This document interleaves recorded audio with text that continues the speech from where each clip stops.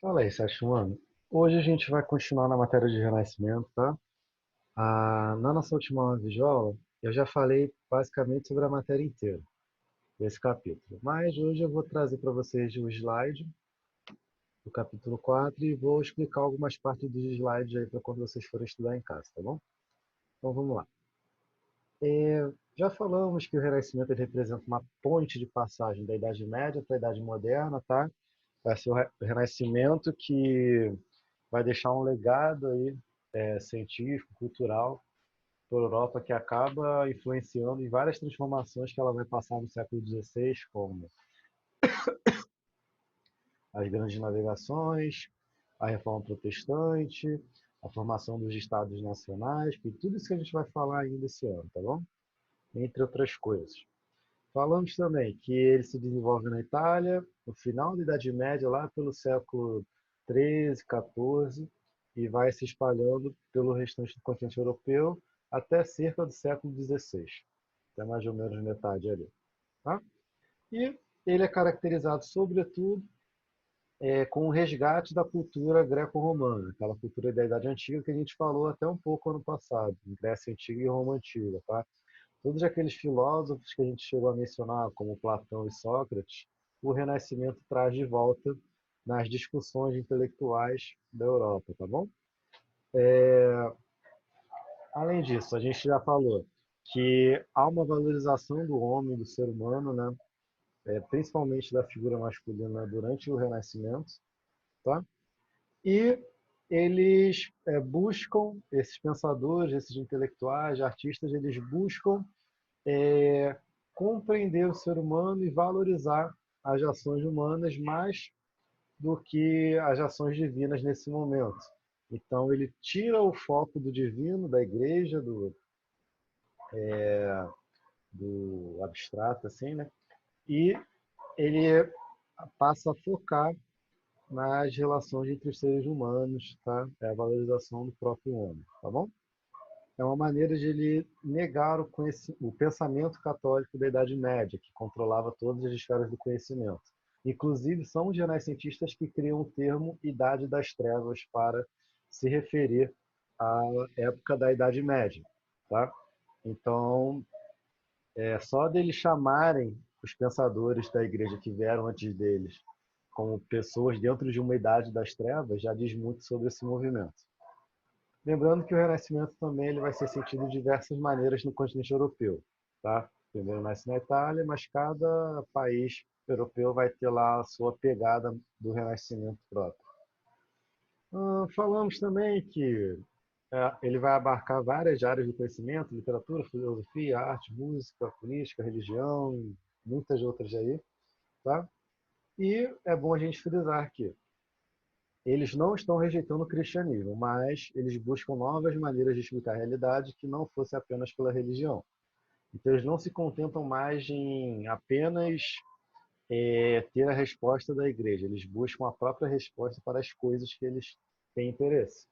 Então, por exemplo, é nesse momento em que tanto Nicolau Copérnico como Galileu Galilei, eles vão pensar na questão da Terra girar em torno do Sol, e não o Sol girar em torno da Terra, e não a Terra ser o centro do universo, como era a, a perspectiva oficial da Igreja Católica até então. Então, e acabam sendo chamados de atenção pela Igreja por causa disso. O Copérnico não chega a se retratar no caso, mas o Galileu chega. O Copérnico acaba morrendo. Agora, esse cara aqui da imagem, na imagem anterior temos a Mona Lisa, vou falar dela mais para frente. Esse cara aqui da imagem ele é chamado de Erasmo, Erasmo de Roterdã. Ele é considerado um dos maiores humanistas do Renascimento, tá? É ele que vai ser um autor que a gente vai falar muito no próximo capítulo, quando falarmos sobre Reforma Protestante. Porque quando a Igreja Católica for se dividir mais de uma vez na Idade Moderna, a gente vai falar disso, ele vai ser um intelectual que o Papa acaba contratando para ajudar a Igreja Católica a resolver essa situação de divisão. Tá? Um outro que a gente vai falar mais para frente é o Thomas More. Eu não sei se tem uma imagem dele aqui. No caso, o Thomas More ele foi uma espécie de ministro da monarquia inglesa. Então foi um renascentista que conseguiu colocar em prática suas ideias, diferente do Erasmo, que era apenas um intelectual, apenas, né? O cara era monstro daquela época, de conhecimento, mas ele nunca teve um cargo de poder político, né? Ao contrário do Thomas More. Agora, por que o Renascimento ele ocorre? Primeiro, a Itália era organizada em cidades independentes, tá? A Itália ela só se transforma numa nação unificada lá no final do século XIX. A gente vai falar disso só no ano que vem, tá bom?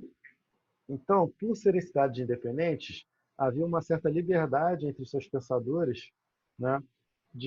Já que eles não precisavam obedecer a alguém que estivesse acima deles, algum rei, algum membro de uma monarquia que pudesse impedir, pudesse limitar os seus avanços. Então, cada cidade tem seu funcionamento, mas por ter essa ausência de alguém dominando a região, eles têm liberdade para desenvolverem suas ideias. Temos também o crescimento da burguesia italiana. É essa burguesia que eu mencionei no vídeo passado, que vai financiar vários artistas, vários renascentistas, para mostrar como se ela entendesse de arte. Então, vai ser bem visto pela sociedade você ter um artista que você financia, que você ajuda. É mais do que caridade. É, é como se fosse uma forma de destaque social, tá? Então, como é que você se destaca da sociedade hoje em dia, por exemplo? Como você quer mostrar que você é mais, né, do que as outras pessoas? A gente vê muito isso na música, no caso, o funk ostentação, por exemplo. Na ostentação, a gente tem os clipes das pessoas com ouro, com roupas de marca e tudo mais. Como que um burguês ele vai mostrar, ele vai ostentar durante o Renascimento? Ele vai contratar um artista, porque aí, contratando um artista, pagando esse artista para que ele continue sendo artista, ele vai mostrar que ele conhece de artes, que ele, pô, ele sabe das coisas, né? Mas na maioria das vezes não sabia de nada. Ele não tem esse conhecimento, ele não tem essa educação. Quem é educado para entender de arte, geralmente era a nobreza e o clero. A burguesia, poucos casos. Mas mesmo a galera que não entendia, buscava financiar para se destacar da sociedade. Temos o humanismo também, que o Erasmo, inclusive, é um dos maiores humanistas da Idade Moderna, que são pessoas que estão preocupadas em fazer uma sociedade melhor, em que ideias podem ajudar a chegar nesse objetivo, tá? Então, o Erasmo, por exemplo, ele vai analisar os problemas da sociedade europeia, ele vai analisar as contradições, ele vai questionar a centralização do poder dos reis, por exemplo. O Thomas More também ele vai criticar o crescimento do movimento protestante, ele vai defender a Igreja Católica. Então, cada humanista ele tem os seus caminhos para uma sociedade ideal. Então, alguns, inclusive, vão escrever obras como se com exemplos de possíveis sociedades ideais. O Thomas More, por exemplo, escreve uma obra chamada Utopia. A gente vai falar sobre ela no ano que vem. Que é um livro de duas partes e esse livro é como se tivesse dois personagens conversando. E nessa conversa, um dos personagens conta que viajou numa cidade fantástica. Nessa cidade fantástica não havia pobreza, todos tinham casa, terra, trabalhavam e tinham até mesmo uma parte da semana ou uma parte do dia, todo dia, para se dedicarem ao ócio, que era para se dedicarem às artes, ao lazer, tá? E não é um lazer do tipo, não fazer nada, é um lazer de você buscar aprender coisas novas, tá? É de se educar, né? Entre outras coisas. Temos também o resgate da cultura greco-romana, que faz os renascentistas criticarem a Idade Média, né? Já que esses autores da Idade Antiga ficaram no esquecimento, muitos deles. E, a partir do século XII, a Igreja Católica ela vai sendo questionada. Primeiro, essas questões elas nascem dentro da Igreja Católica, por exemplo. São padres que estão dentro da Igreja e questionam a autoridade do padre, do Papa, ou então criticam a corrupção dentro da Igreja, entre outras coisas. Quando a gente chega no Renascimento, pessoas de fora da Igreja começam a questionar também. E essas críticas, esses questionamentos, eles explodem quando a gente chega no século XVI, quando um antigo monge católico, ele decide romper com a Igreja Católica e acaba fundando meio que uma nova igreja. A gente vai falar isso na próxima aula, tá?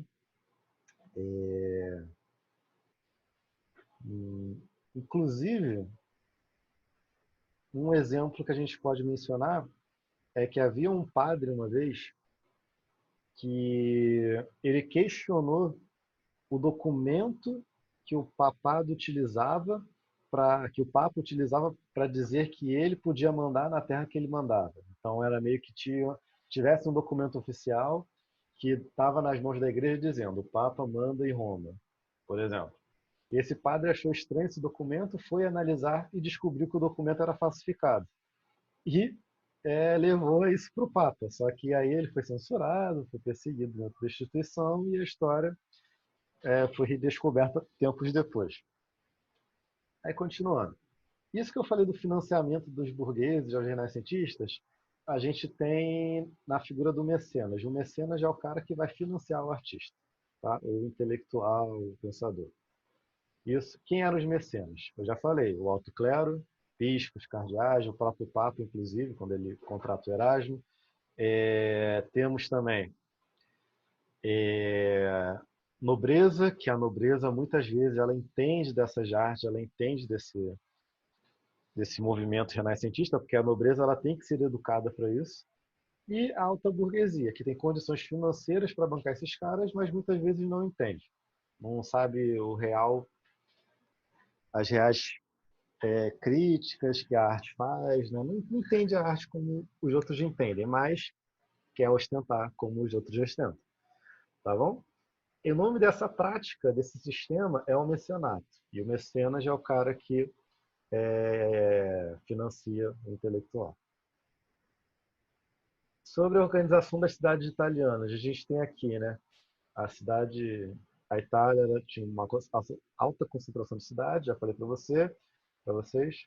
E temos duas cidades de destaque, que no caso é Gênova, que está aqui, e Veneza, que está aqui, em azulzinho e verde. Essas duas cidades foram as que dominaram o mar Mediterrâneo, que inclusive eu até mencionei na matéria do capítulo 2, se eu não me engano, no início. Inclusive foi matéria de prova, de teste, aliás. Que são essas cidades que, por causa do crescimento, né, da economia dessas cidades, da burguesia italiana e tudo mais, acabam controlando o mar Mediterrâneo e controlando o comércio de especiarias que é feito com o Oriente Médio, que é feito com os árabes. Tá? Então, seriam essa galera aqui que faria o comércio com os fenícios, que eu coloquei na prova lá, que é aquela generalização que aquele autor utilizou para falar dos árabes. Tá?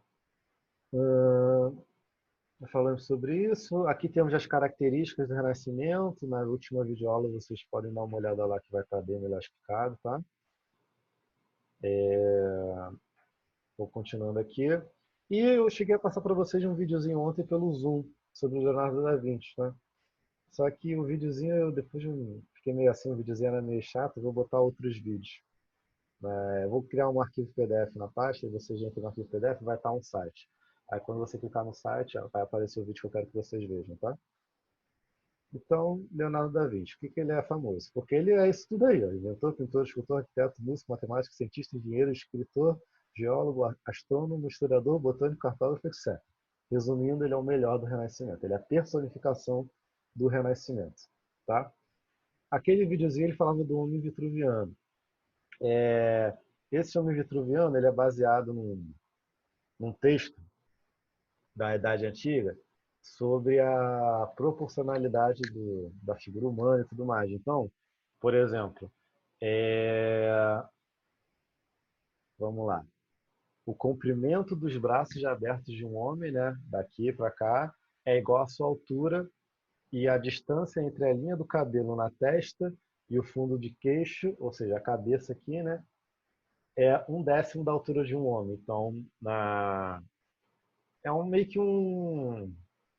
Esse texto é um texto que fala sobre a proporção do ser humano, né? Como a gente consegue medir. Se a gente estivesse em sala de aula, a gente poderia até fazer esse teste com todo mundo, né? Mas como não tem, como? Seria legal vocês só verem, né? Em casa, vocês medissem o corpo, né? Te comparasse se realmente é só seu comprimento dos braços já abertos equivale à sua altura, entre outras coisas, né? Isso aqui são vários e vários exemplos que dá. E se você olhar pelo desenho, você pode fazer a comparação. Aí aqui temos alguns experimentos do Da Vinci, os desenhos, né? Alguns ele chegou a concretizar em vida, outros não, foram realizados depois. E aqui a gente tem um exemplo de um aeroplano que ele tinha imaginado isso já em 1500 praticamente, né? Aqui a gente vê asas, aqui a gente vê uma espécie de disco que haveria uma bicicletinha dentro e você pedalava e ele ficaria girando e subia, entendeu? Aqui outros desenhos dele sobre a anatomia humana, sobre a gestação, o cara era bizarramente muito bom. E aqui temos uma pintura da Última Ceia. O que é importante dessa pintura? A gente perceber que isso vocês devem falar mais com a Tamires sobre a arte do Renascimento. Mas a arte do Renascimento, se eu não me engano, ela está muito representada em um plano só, que é o plano que você vê, né? Aqui na frente. Ela tem um ponto de fuga. Um ponto de fuga é um ponto onde todas as informações saem. É. Eu vou pedir para a Tamires falar com vocês disso. Então, tipo assim, o ponto de fuga é você olha a linha do horizonte. A linha do horizonte, se a gente reparar, ela está aqui no meio. Por quê? Porque todas as retas do desenho, elas vão se conectar no meio em algum momento. Por exemplo, a gente tem aqui a análise do ponto de fuga. O meio do ponto de fuga é Cristo. Se a gente olhar, todas as retas do desenho, elas acabam se encontrando nesse ponto principal, tá? Claro, existem outros tipos de desenhos com outros tipos de pontos de fuga, tá? Em 3, 4, até 7 tem. E isso é uma maneira de você respeitar a perspectiva, de você fazer o desenho certinho. Então, com essa obra da Última Ceia, Leonardo da Vinci ele acaba colocando todos os olhares, todos os pontos, todas as retas no centro que seria Jesus. Tá? Aqui temos uns rascunhos da Última Ceia, dos preparatórios, e aqui temos Mona Lisa, que vai ficar famosa por causa do fundo enigmático, do ar misterioso, e por causa do sorriso dela, que muitos sabem se ela realmente está sorrindo e tudo mais, né? Além do mais, essa pintura lei nova pela intensidade psicológica de ter uma mulher olhando diretamente para o observador. E não importa o plano que você olha para ela, se você tentar olhar ela mais de lado, de cima, de baixo, vai parecer que ela sempre estará te olhando. Então é muito louco você perceber isso, que não importa a direção que você esteja olhando para ela, ela vai estar te olhando de volta. Muito diferente. Aqui temos Rafael, né? Ele foi o criador daquela pintura da Escola de Atenas. E a gente tem a mesma questão do ponto de fuga, dessa perspectiva linear, né, que eu mencionei para vocês. No caso, o ponto de fuga está no meio, entre os filósofos Platão e Aristóteles. Ao lado de Platão, temos todos os filósofos que estavam preocupados com assuntos que vão além da humanidade, assuntos que têm a ver com o divino, entre outras coisas. E ao lado de Aristóteles, temos todos os filósofos preocupados com questões naturais, questões humanas, né?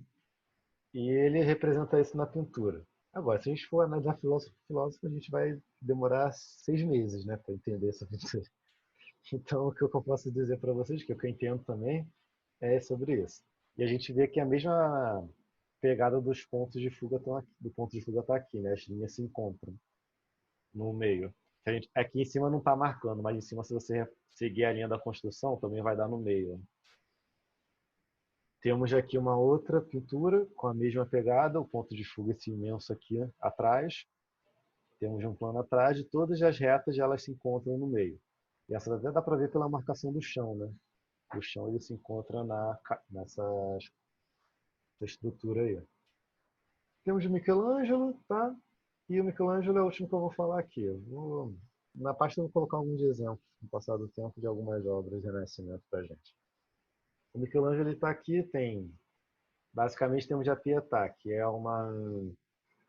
uma escultura, se eu não me engano, de Maria com Cristo no colo dela. E é uma escultura que é muito maneira pelo detalhe,